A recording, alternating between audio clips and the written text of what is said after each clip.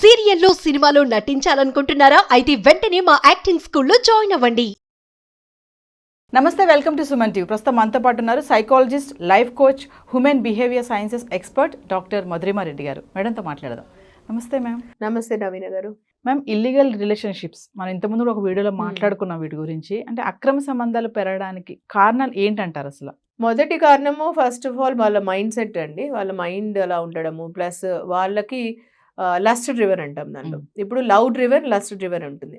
Lust driven అంటే ఎప్పుడు ఒక ఫీలింగ్ ఆఫ్ లస్ట్ అనమాట. వాళ్ళ ఆ లస్ట్ ఉన్నప్పుడు ఏమవుతుందంటే అది ఒకరితో సాటిస్ఫై కాదు. ఇద్దరు మెయిల్ కానీ ఫీమేల్ కానీ, ఇది ఇద్దరికీ ఉంటుంది. ఇప్పుడు అంటే ఫీమేల్ది కొంచెం అప్పట్లో బయటపడేది కాదు, ఇప్పుడు అందరికీ బయటపడుతుందండి చాలా మందికి. అది ఒక వయసుతో కూడింది కాదు.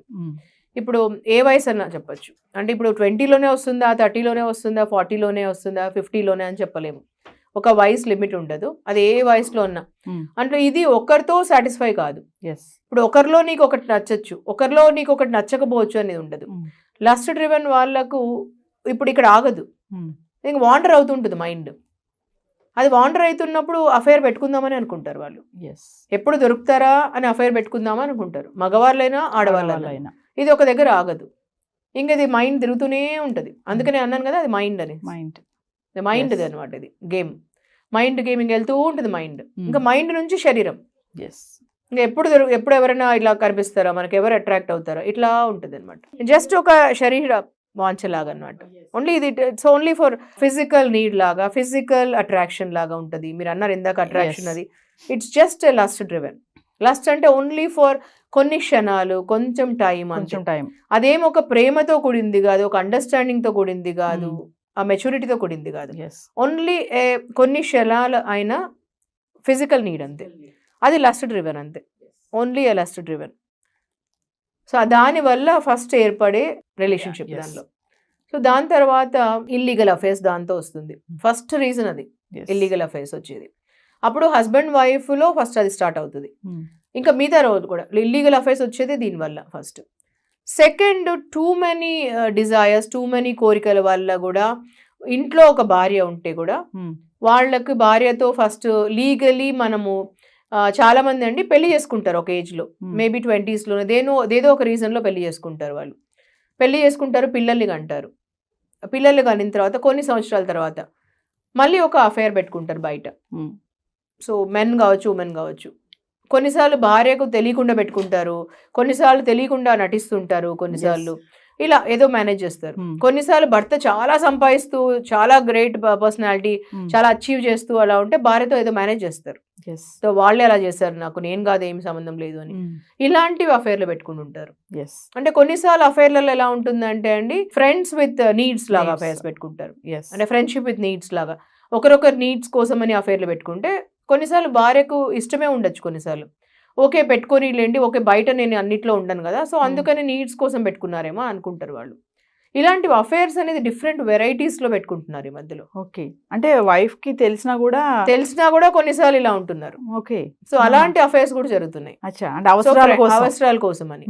సో ఇలా డిఫరెంట్ వెరైటీస్ ఆఫ్ అఫైర్స్ జరుగుతున్నాయి. ఓకే, సో ఇలా జరుగుతున్నాయి different varieties of affairs. So main affair is lust driven అవుతుంది. Second affair is friends with needs both each other, mutual affairs లాగా, దాంట్లో mutual understanding of affairs, friends with needs లాగా. So తర్వాత ఏమి అంటే నెక్స్ట్ది different, ఇంకా ఇక్కడ కొలీగ్స్ దానిలో ఆఫీస్లో ఇట్లాంటివి జరుగుతున్నాయి. ఈ థర్డ్ అవుతుంది. ఇలా డిఫరెంట్ వెరైటీస్ అవుతున్నాయి. మెయిన్ రీజన్ ఏముంటుంది మేడం అంటే, ఇప్పుడు ఈ ఇల్లీగల్ రిలేషన్షిప్ పెట్టుకునే దాంట్లో చూసుకుంటే మ్యారేజ్ అయిన వాళ్ళకి ఎక్కువ ఉంటుంది ఇది. అది ఉమెనే కానీ మెన్నే కానీ ఎక్కువ శాతం చూసుకుంటే ఉమెన్ ఎక్కువ ఉన్నారు ఇందులో. మెయిన్ రీజన్ ఏంటంటారంటే మనీ అని కొంతమంది ఆస్పెక్ట్స్ ఉన్నాయి. ఆ ఆస్పెక్ట్లో కూడా ఇలా ఇల్లీగల్ రిలేషన్షిప్ వెళ్ళడానికి కారణాలు ఉంటాయంటారా? మనీ ఆస్పెక్ట్స్లో మనీ కూడా ఉండొచ్చు అండి. కొన్నిసార్లు ఫైనాన్షియల్ క్వాడ్రంట్ కూడా ఒక రీజన్ ఉంటుంది. కొంతమందికి ఫైనాన్షియల్ లిటరసీ లేకపోవడము, కొంతమందికి ఫైనాన్షియలీ నాకు ఇలా ఉంది కదా ప్రాబ్లము, అందుకని ఒకరితో కనెక్ట్ పెట్టుకోవడం. ఫైనాన్షియలీ వెల్ ఆఫ్ ఉండేవాళ్ళు మేబీ ఫీమేల్ ఉండొచ్చు ఆర్ మెయిల్ ఉండొచ్చు. అలాంటి వల్ల ఫ్రెండ్షిప్ విత్ నీడ్స్ చెప్పాను కదా, ఆ నీడ్స్లో ఇది కూడా రావచ్చు అండి. ఫైనాన్షియల్ కూడా ఒక నీడ్ ఉండొచ్చు. ఓకే, సో వాళ్ళే ఫైనాన్షియలీ లిటరసీ పెట్టుకొని డిపెండ్ వాళ్ళపైన అయితే బాగుంటుంది. కానీ ఇది ఇలాంటివి పెట్టుకోవడం వల్ల ఏమవుతుందంటే, మేబీ అఫైర్ పెట్టుకోవడం వల్ల ఒక టైంలో అది నెగిటివిటీకి కూడా దారితీస్తుంది. ఒకవేళ అది ఎక్స్ప్లాయిటేషన్ కి అయితే అది కూడా దారి తీయచ్చు. ఎస్. సో ఇలాంటి వాళ్ళు కూడా అఫేర్ పెట్టుకుంటారు కొంతమంది. అంటే కొంతమంది ఫినాన్షియల్ గా రిలేషన్ అంటున్నారు కదా మేడం, నీడ్స్ అన్నారు కదా మీరు, అంటే ఇలా ఫినాన్షియల్ గా వెళ్ళిన వాళ్ళు తర్వాత సెక్షువల్ గా కూడా మారే ఛాన్సెస్ ఉంటాయంటారా? ఫస్ట్ స్లోగా ఫ్రెండ్షిప్ లాగా స్టార్ట్ అవుతుందండి వాళ్ళు. ఫస్ట్ ఆ ఫ్రెండ్షిప్ లో ప్యూరిటీ ఉండి మంచి ఒట్టి ఫ్రెండ్షిప్ లాగా ఉంటే బాగుంటుంది. Opposite sex only friendship relation bonding ఉంటే, అంటే ఇద్దరు ఒక మెయిల్ అండ్ ఫీమేల్ ఫ్రెండ్స్ లాగా కూడా ఉండొచ్చు. అది నిజంగా బాగుంటుంది, చాలా బాగుంటుంది. అది ఒక బౌండరీస్ పెట్టుకొని ఆ ఫ్రెండ్షిప్ ఉంటే ఇది అద్భుతంగా ఉంటుంది వాళ్ళకి. సో కానీ అక్కడ వరకు లిమిటేషన్ లేకుండా దాని తర్వాత కొన్ని దానిలో వాళ్ళు అట్రాక్ట్ అవుతారు, కొన్నిసార్లు ఎమోషనలీ కనెక్ట్ అవుతారు, తర్వాత ఫిజికలీ కనెక్ట్ అవుతారు, ఇలాంటివి అవుతాయి. దాని తర్వాత ఫైనాన్షియలీ అన్ని చోట్లకు దారితీస్తుంది వాళ్ళకి. సో ఇలా కూడా కావడానికి అవుతుంది. సో వాళ్ళకి already if they are married already, ఒకవేళ men are married already, so they cannot marry her. ఇప్పుడు ఆవిడకి మ్యారీ చేసుకోలేరు కదా, మెన్ ఆల్రెడీ మ్యారీ అయి ఉన్నప్పుడు వాళ్ళకి they just want to have her as a normal physical relationship మాత్రమే పెట్టుకోవాలనుకుంటారు. ఎందుకంటే వాళ్ళకు ఫ్యామిలీ ఆల్రెడీ ఉంది, they are happy with family. భార్య ఉండాలి, పిల్లలు ఉండాలనుకుంటారు, లీగలీ సొసైటీలో అలా ఉండాలనుకుంటారు. కానీ ఈ అమ్మాయితో కూడా ఉండాలనుకుంటారు. సో అది ఎన్ని రోజుల వరకు వెళ్తుంది? ఫస్ట్ స్టార్ట్ చేసినప్పుడు ఈ అమ్మాయికి బాగానే ఉంటుందండి. తర్వాత ఈ అమ్మాయికి ఏమనిపిస్తుంది, నన్ను కూడా పెళ్లి చేసుకుంటే బాగుంటుంది అనిపిస్తుంది. అక్కడ ప్రాబ్లం వస్తుంది. మ్యారేజ్ అనేటప్పుడు ఎగ్జాక్ట్లీ అక్కడ నుంచి ప్రాబ్లం వస్తుంది ఈ అమ్మాయికి. సో ఈ అమ్మాయికి అప్పుడు ఇష్టం ఉండదు, అంటే రిలేషన్ ఇలానే ఉండాలనుకుంటారు వాళ్ళు. Exactly marriage. సో ఇది క్లారిటీ ఫస్ట్ నుంచి పెట్టుకుంటే బాగుంటుంది. ఎక్స్పెక్టేషన్స్ ఫస్ట్ నుంచే పెట్టుకుంటే, నాకు మ్యారేజ్ కావాలి, ఇంపార్టెంట్ నాకు మ్యారేజ్ అని అనిపించి ఫస్టే క్లారిటీ ఇస్తే బాగుంటుంది. ఆ ఫస్టే ఆ బౌండరీస్ డ్రా చేసుకుంటే బాగుంటుంది. లేదంటే చాలా మంది గిల్ట్ ఫీల్ అయిపోయి తర్వాత ఆ గిల్ట్ నుంచే లోన్లీనెస్ వస్తుంది, డిప్రెషన్ వస్తుంది, అవి ప్రాబ్లమ్స్ అవుతాయి. కానీ మెన్ తొందరగా మూవ్ ఆన్ అవుతారు.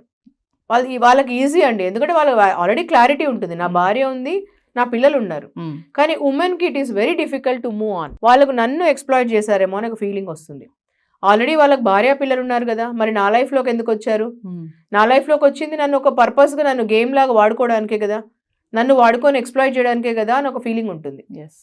నాతో అఫేర్ పెట్టుకొని నన్ను గేమ్ లాగా కానీ వాళ్ళు మెన్ ఏమనుకుంటారంటే, నీదే రెస్పాన్సిబిలిటీ, నీకు తెలిసి నాకు వచ్చావు, ఇలా ఈజీగా బ్లేమ్ వేసుకుంటారు వాళ్ళు ఒకరొకరి పైన. సో ఆ ఒకరొకరి పైన బ్లేమ్ వేసుకున్నప్పుడు మూవ్ ఆన్ ఎవరైతారు ఫాస్ట్ అంటే సమ్ టైమ్స్ మెన్ అవుతారు, some times very slow women అవుతారు. కొన్నిసార్లు ఏమంటే డ్రింకింగ్ అండ్ స్మోకింగ్ లోకి వస్తారు. మనం మహానటి గారిది చూసాము, ఆల్రెడీ ఉమనైజర్ అని తెలిసి కూడా ఆవిడ పెళ్లి చేసుకున్నారు, ప్రేమించారు, పెళ్లి చేసుకున్నారు. ప్రేమించడానికి ముందే చెప్పాడు అతను, నాకు ఇలా భార్య ఉంది, పిల్లలు ఉన్నారు అని చెప్పేసి. ఆవిడకి తెలిసి పాపం పెళ్లి చేసుకున్నారు. ఆ రోజు పెళ్లి చేసుకున్న తర్వాత ఆవిడ ఎక్స్పెక్ట్ చేశారు మారుతారేమో ఇట్లా అని చెప్పేసి.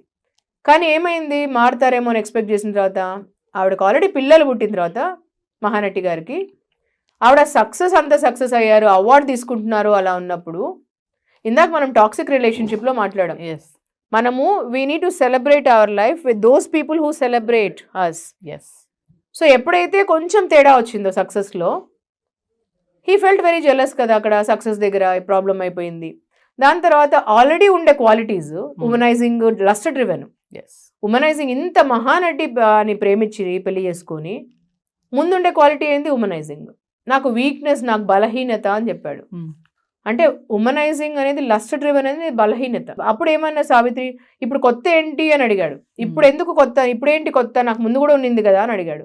అంటే అప్పుడు ముందు నీకు సావిత్రి లేదు కదా జీవితంలో, ఇప్పుడు పెళ్ళైన తర్వాత ఇప్పుడు నేను సావిత్రి గణేష్ని. ఆ మాట చాలా బాధ అనిపిస్తుందండి ఆ సినిమా చూసినప్పుడు. మహానటి, అప్పుడు ముందు నువ్వు నువ్వు గణేష్వి, ఇప్పుడు నేను సావిత్రి గణేష్ని, నువ్వు పెళ్లి చేసుకున్నావు నన్ను, అంటే నేనున్నా కూడా నీకు మరి ఇంకొక అమ్మాయి కావాల్సి వచ్చింది, నీ ప్రేమ అక్కడికి ఆగలేదు. సో నేనున్నా కూడా ఇంకొక అమ్మాయి కూడా కావాల్సి వచ్చింది, నీకు ఒక వేరే ప్రాస్టిట్యూట్ కూడా కావాల్సి వచ్చింది అని అర్థం. అంటే నేను ఇవ్వలేంది ఒక ప్రాస్టిట్యూట్ నీకు, అంటే దాని పేరు ఏంటి అంటే అక్కడ లస్ట్ డ్రివెన్ వాళ్ళు అక్కడ ఆగరు ఒకరు. అది ఉన్నప్పుడు మనకు దాని పేరు మైండ్ అండి. ఆ మైండ్ వాండరింగ్ చేస్తూ ఉంటుంది. అది ఉన్నప్పుడు క్వాలిటీ ఏంటంటే మనకు ఆ వ్యసనం అంటాం దాని పేరు. అది కూడా ఒకటి డ్రగ్, స్మోకింగ్, డ్రింకింగ్, దానిలాగా మైండ్ ఇట్లా వాండరింగ్ చేస్తుంటుంది. అది చేసినప్పుడు ఏమవుతుందంటే అక్కడ ఆగదు. అది ఎంత అందమైన అమ్మాయి ఉన్నా భార్య, అది ఆగదు అక్కడ, ఒకరితో అయిపోదు, అది ఆగదు అక్కడ. అది వాండరింగ్, ఆ సిచ్యువేషన్ వచ్చినప్పుడు అది అఫేర్ పెట్టుకుంటుంది వెళ్ళి.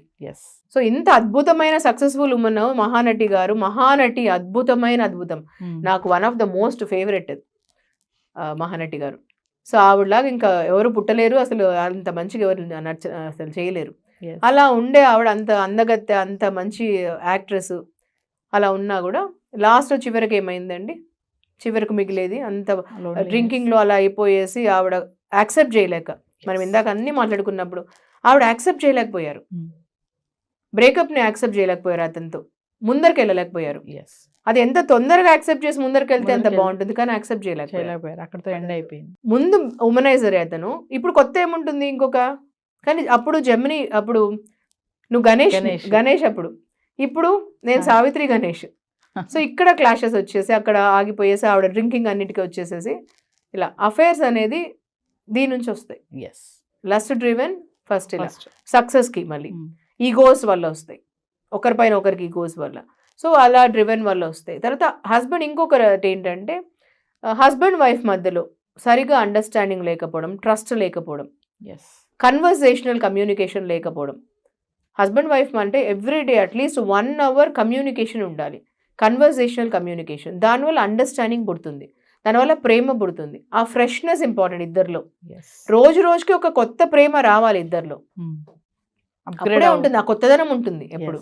లేదన్నా అనుమానాలు వస్తాయి. ఎగ్జాక్ట్లీ, ఆ కొత్తదనం ఉంటుంది. ఈ రోజు కొత్తగా పుట్టినలాగా ఉండాలి ప్రేమ.